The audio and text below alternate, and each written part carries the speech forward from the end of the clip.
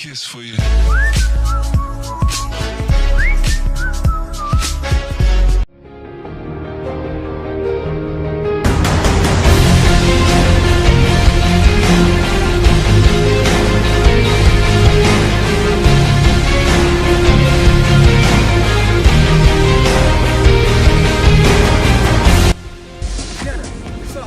رياضة زينة، نبغى نشكر سلمى وربي يحلى تعلمنا ونرود ونملي منها تكون دولية وعالمية وكل شيء.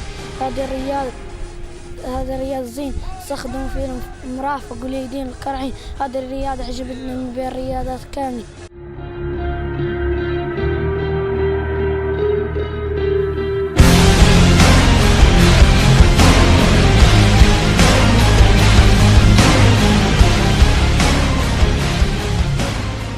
الحركات اللي كانوا معايا يخدموهم حركات هي مقتبسة من جميع يعني حركات الإنسان البدوي، وهي حركات حقيقة بحكم تجربتنا في عدة رياضات فنون الحرب هي حركات حقيقة يعني كتعطي الإنسان واحد الثقة في النفس اللي كيكتسبها تقنيا. ونتمنى أن هذه الرياضة تنال إعجاب الجميع.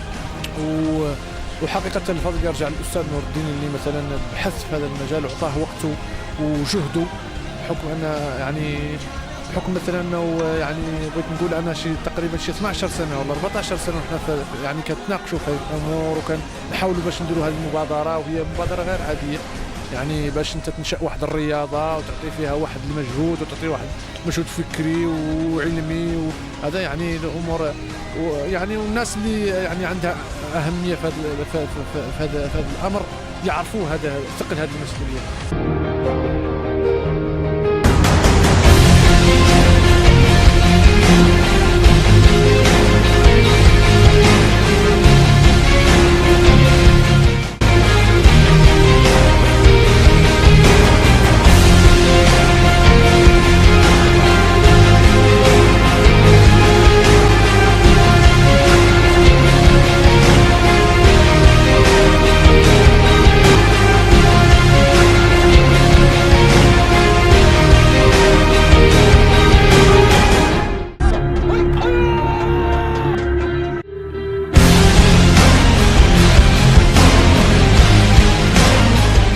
أراه جهة قبائل الأربعة وكلها تمر منها فرقة ويبرك منها واحد وتوم يستدنوا عليه إلين يبطوه ومنين يبطوه يعطيه فقام يشروه ويديروا واحد ثاني في بلد.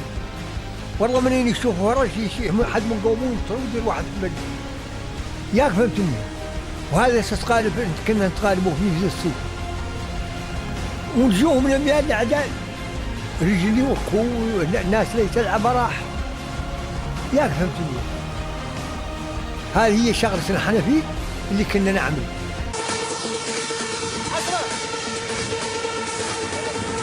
هذه الرياضة أراح طايمودو تعتمد على الهجوم والهجوم المضاد، الهجوم بالركبة وبجحد النعمة وبالمرفق يعني، وفيها كذلك يعني الضرب يعني بالرأس يعني، فيها المباراة وفيها المسلك وفيها عروض فنية وتقنية.